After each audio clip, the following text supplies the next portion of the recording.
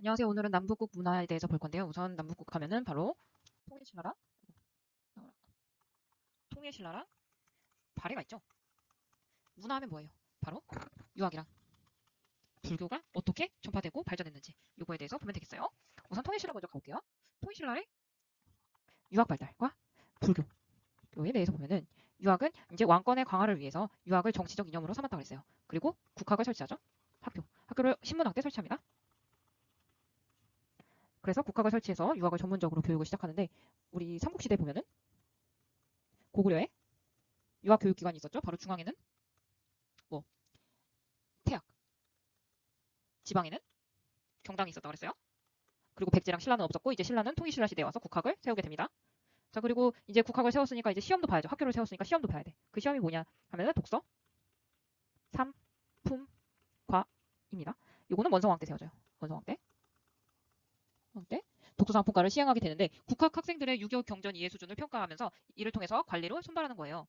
자, 근데 이게 골품제 때문에 제대로 운영은 되지 못했긴 못했는데 그래도 이 시험을 봤다는 거, 독서 상품과라는 시험을 봤다는 거가 있겠죠? 그래서 상품이니까 숫자 3이잖아요. 이거를 상품, 중품, 하품 이렇게 세 단계로 나누어서 봤기 때문에 상품이에요. 그래서 독서를 어떻게 했냐? 세 단계로 나눠보겠다. 근데 이제 시험이 없다가 시험이 생기니까 어떻게? 싫지, 싫어, 원망해. 그러니까 원성왕 때 독서 상품과를 시행했다. 아주 원망스럽겠죠. 자, 그러면은 이제 유학자도 봐야 되잖아, 그치? 우리 유학자도 봐야 됩니다. 신라 시대 때, 통일신라 시대 때 유명한 유학자는 강수, 설총, 최치원, 김대문이라는 사람이 있습니다. 자, 강수는 어떤 사람인고 보니 당에 보내는 외교문서를 작성해서 삼국 통일에 기여한 사람이에요. 외교문서.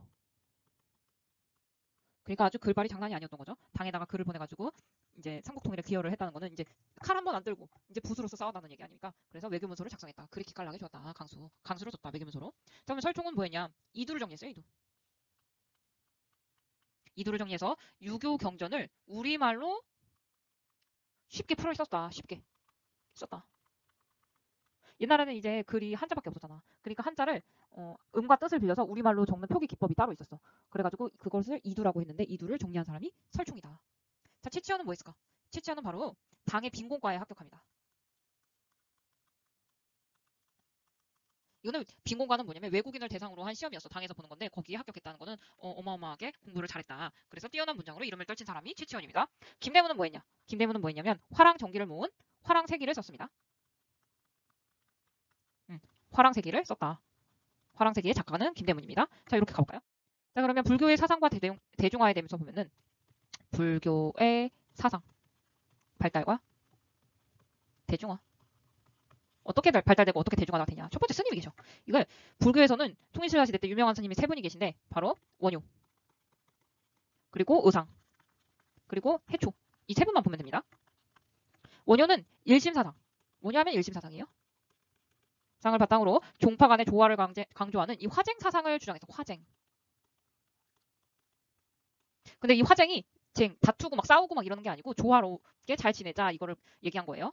종파 간에 싸우지 말고 조화롭게 잘 지내자. 화쟁 사상이다. 그리고 원효가 뭐예요? 원효가 이 원이 1이잖아. 하나, 일심, 하나. 맞죠? 이렇게 외우면 됩니다. 일심, 원효, 하나. 자, 그리고 아미타 신앙을 얘기했어요. 아미타 신앙. 이로써 어려운 불교 교리 대신 나무 아미타불 이것만 외우면은 다 극락정토에 갈 수 있다고 말했어. 그래서 불교의 대중화에 기여한 사람이다라고 할 수 있어요. 그리고 의상은 뭐를 했냐면 당에서 화엄사상을 공부합니다. 공부하고 돌아와서 신라의 이 화엄족을 개창을 해요. 화엄족. 화엄족을 만들어요. 그리고 통일 직후에는 이제 신라 사회 통합에 기여하게 되는데 어떤 절을 짓냐? 부석사를 짓습니다. 부석사를 비롯해서 여러 사원을 다 건립했는데 이 중에서 부석사가 제일 유명해. 그리고 이 사람은 어떤 신앙을 했냐? 아미타 신앙이 아니라 관음 신앙입니다. 관음 신앙. 그래서 언제든지 부르기만 하면 관세음보살이 나타나서 도와준다고 그랬어요. 그러니까 백성들이 너무 좋아하겠죠. 관음보살만 외치면은 관세음보살 하면은 이제 백성들을 더 도와준다. 관음보살이 그렇게 해서 관음 신앙을 전파했습니다. 그러면 의상은 어떻게 될까요? 의상은 뭐야? 옷이 화려한 사람이에요. 이 사람은 아까 왕이랑 친해. 그래서 옷이 화려합니다. 의상. 이만 봐도 화려해. 그리고 관음 신앙. 옷이 화려한 친구도 관음 신앙을 했다. 관세음보살. 부석사를 절을 세웠어. 절을 세울 수 있을 정도면 재력이 어마어마하다는 거잖아요. 그렇죠? 절을 세울 수 있었어. 의상이 화려했어. 절을 세웠어. 부석사를 세웠다? 그게 머리 아니고 의상으로 바뀌어야 되겠다. 그리고 이 친구 화엄조상이에요. 화엄조상이에요. 의상이 화려한 친구는 화엄조상을 개창합니다. 원료는 일심사상. 이 친구는 돈이 없어서 돈을 못 써. 그리고 일심사상. 원료원, 일심사상. 아미타불입니다. 아미타. 나무 아미타. 이렇게 해요. 자, 그러면 해초는 뭐를 봤냐?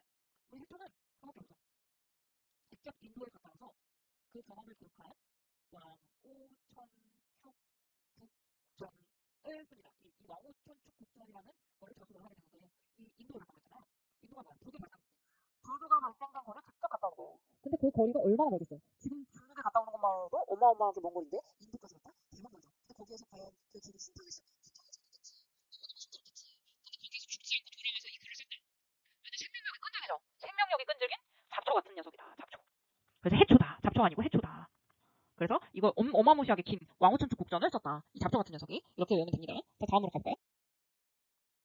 자, 다음으로 불교 문화 발달 보면은 첫 번째로 통일신라 시대는 지금 통일신라 시대 하는 거예요. 불국사. 아, 유명하지 불국사. 그리고 석굴암. 불국사 있어요. 그리고 탑. 범종. 인쇄술. 아, 통일신라 시대 볼 거 많습니다. 불국사에는 청운교랑 대공교가 있어요. 청운교. 아이고, 이것도 예쁘게 잘 써야지. 헷갈린다고.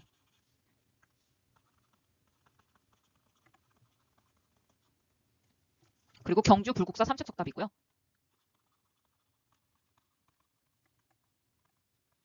그리고 경주 불국사 다보탑이 있습니다. 그래서 이걸 통해서 불교의 이상세계를 표현했다. 불교의 이상세계를 표현한 건축물입니다. 근데 불국사 삼척석탑은 특징이 심플해, 심플. 심플 그 자체. 근데 이 다보탑은 화려한 게 특징입니다. 화려한 게 특징이에요. 이제 교과서에서 이제 사진 자료 보면은 아 엄청 화려하게 생겼어. 그 돌을 어떻게 깎았는지 몰라. 근데 이거는 되게 심플합니다. 이렇게. 자, 석굴암을 보면은 석굴암은 인공으로 만든 석굴 사원을 뜻해요. 이렇게 인공으로 굴을 만들었습니다. 돌로 이렇게.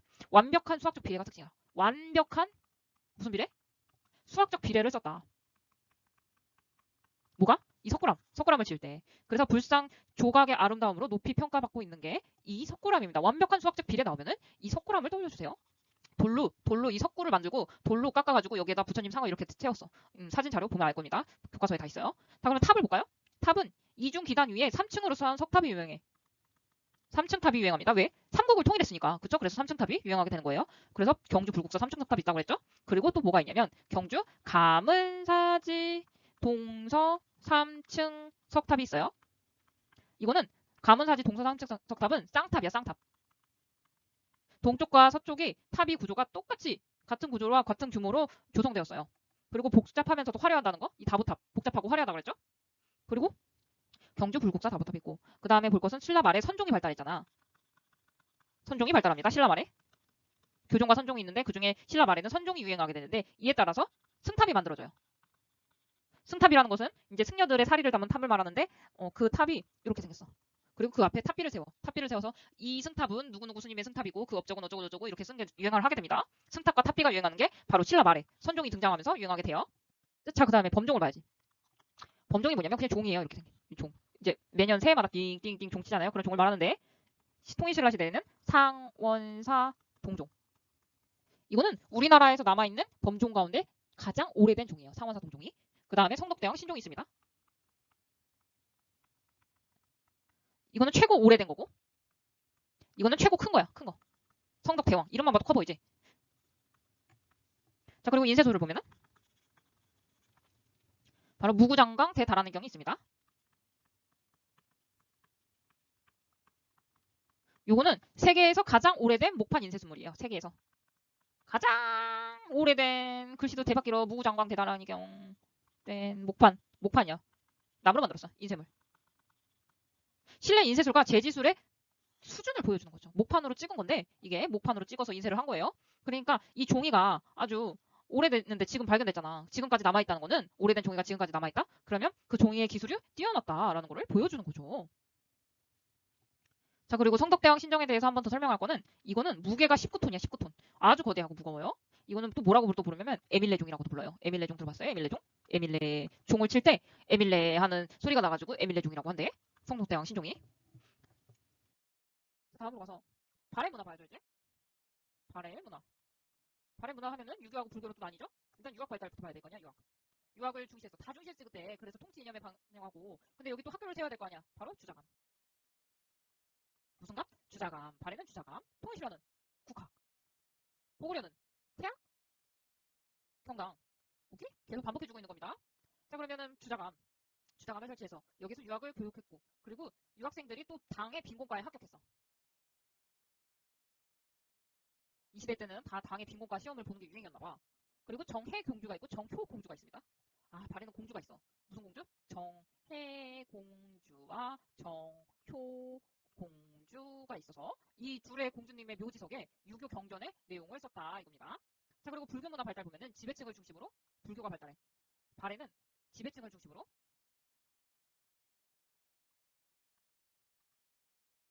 우리 아까 통일시를 하는 그 백성들한테 불교를 전파하기 위해서 노력하신 스님 두 분 봤죠? 바로 원효랑 의상이 화려하신 분, 의상.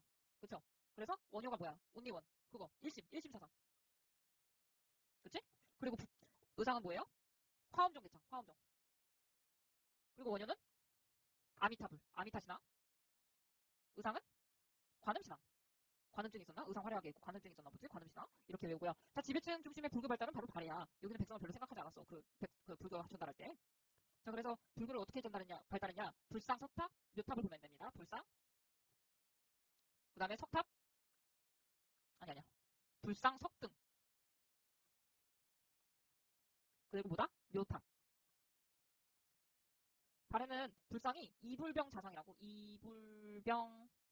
있는데, 이게 뭐냐? 이불을 덮은 그 부처님이 아니고, 이불 덮은 게 아니고, 그 쌍으로, 불상이 나란히 병이에요, 나란히. 나란히 있어, 나란히. 나란히 두 개가 있고, 좌상, 앉아있는 모습으로 있다 이겁니다. 근데 이 모양이 고구려 양식이 엿보이는 모양이야. 이렇게. 뒤에 배경이 이렇게 있는데, 이게 바로, 고구려 양식에서 따왔다. 그래서 고구려를 계승했다라고 볼 수 있습니다. 그리고 하마 4년 불비상이 추가로 있고요. 석등을 보면은 발해 석등이 있어.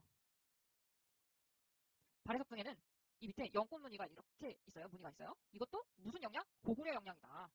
고구려의 영향을 받은 거다. 이 불상과 석등이. 그리고 영광탑이 있는데 묘탑에는 영광탑. 발해는 왕족과 귀족의 무덤 상부에 벽돌로 묘탑을 만들어 세웠습니다. 그래서 이 영광탑은 현재 남아있는 발해의 유일한 탑이에요. 근데 높이가 14m래. 14m. 어마무시하네. 당의 영향을 받은 벽돌탑이야. 요거는 벽돌탑이다. 벽돌하면은 당의 영향을 받은 거다. 그리고 이 불상과 석등은 누구 영향? 고구려 영향을 받은 거고, 이 영광탑은 당의 영향을 받아서 벽돌로 세웠다. 되겠어요? 자, 그러면 융합적인 발해 문화를 한번 보면 발해 문화가 특징이 어때? 짬뽕이야, 짬뽕. 짬뽕도 있어요. 바로 고구려 플러스 당 플러스 말갈 이렇게 다 융합이 돼 있어, 발해는. 그래서 국제적인 문화다. 그리고 독자적인 문화를 이루고 있다. 이렇게 융합을 해서 뭔가 새로운 걸 만들어내겠지. 그래서 독자적이다라고 합니다. 독자적 하면 발해요. 자, 고구려 문화 영향을 받은 걸 보면은 온돌.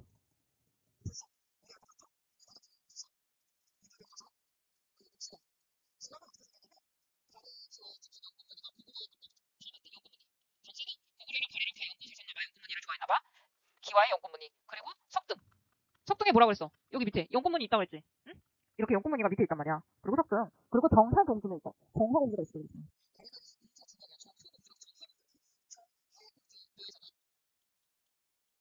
이 천장이 보조림 천장이야. 그러니까 어떻게 생겼냐? 이렇게 점점 이렇게 네모가 줄어가는 모습이 보이죠? 이거를 모주림 천장이라고 합니다. 이 천장 양식이 고구려 양식이래. 고구려 양식에서 따왔어요.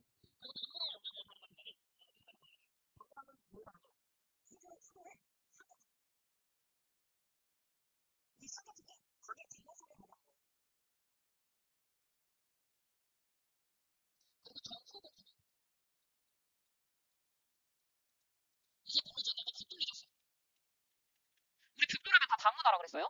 아까도 봤죠? 벽돌로 뭐 만들었어? 묘탑 만들었잖아. 묘탑. 무슨 묘탑? 영광탑. 그렇죠? 자, 그리고 발의 삼체. 발의 삼체가 당삼체 기법을 만들었대. 당의 삼체 기법을 다 들여서 만들었다. 당삼체. 아시겠어요? 그리고 또 마지막으로 봐야지. 말갈문화. 말갈문화는 뭐가 들었을까요? 바로 흙무덤. 일반 백성들은 흙무덤을 썼어. 무덤을 흙으로 덮어서 만들었다. 그리고 토기. 말갈식 토기를 썼다. 토기는 말갈의 영향을 받은 거다. 되겠어요? 다음으로 남북국의 대외고루를 보자. 일단 신라시대, 통일신라시대 대외교를 봐야죠. 그치? 통일신라시대 대외교를 보면 대외죠. 그리고 무역화. 통일신라시대가 먼저 장벽을 빼놨었죠. 자, 당을 어떻게 생각을 보면은 나만 전쟁을 벌였어요. 이제 당나라가 신라를 먹으려는 그 야욕을 부려가지고 당나라와 완전 싸워가지고 신라가 자주 이렇게 땅을 되게 빼앗기지 않고 되게 잘했잖아요. 근데 이제 나중에는 엄청 싸웠다가 나중에 관계를 회복하게 돼. 회복하고 다시 교류를 시작합니다. 그래서 신라의 사신, 유학생, 아 사신 아니고 미안, 사신입니다. 유학생, 승려 이런 사람들이 다 당의 문화를 배우고 와, 수용하고 와. 그리고 무역으로는 수출품 따로 있고 수입품 따로 있거든요. 무슨 수출인가요? 금, 은, 세부품, 이상. 그리고 수입. 당에서 뭘 가지고 가냐? 비단, 아니, 비단이에요? 빈단 아니고? 약재, 공예품 이런 걸 가져와요. 그리고 산둥관도와 창창과 하류 일대에 신라방이 생겨. 이거 신라방은 마을이에요. 그리고 신라소 이거는 감독 관청이고 신라원 이건 절이에요 절. 그리고 신라관 숙박시설. 그러니까 산둥관도가 이렇게 있으면 여기다가 신라방, 신라소, 신라원, 신라관 이런 게 막 생긴단 말이야. 신라인들이 많이 왔다 갔다 교류했다는 흔적이에요. 자 그리고 일본과의 관계 봐야지. 일본이랑 누구? 통일시라. 무역으로는 수출품 있고 또 수입품 있어요. 뭘 수출했냐?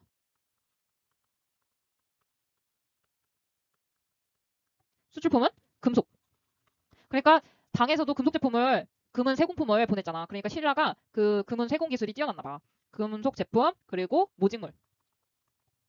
수입품은 견직물의 원료. 요거를 수입했어요. 자 그리고 당과 일본 사이에서 신라가 중개 무역을 한 거야. 그러니까 이렇게 우리나라가 있고 여기 당이 있고 여기 일본이 있어. 그러면 요 사이에 있잖아. 사이에서 중개 무역을 해서 그 중간에서 이익을 짭짤하게 먹었다. 이거가 되겠습니다. 자 그리고 신라의 불교 사상이 불교가 일본으로 전해져서 일본 불교에 영향을 주게 돼요.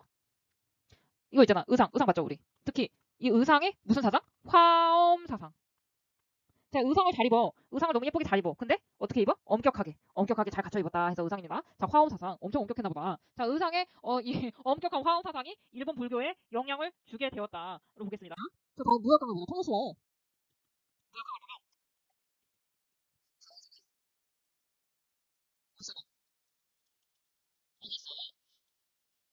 통일시라에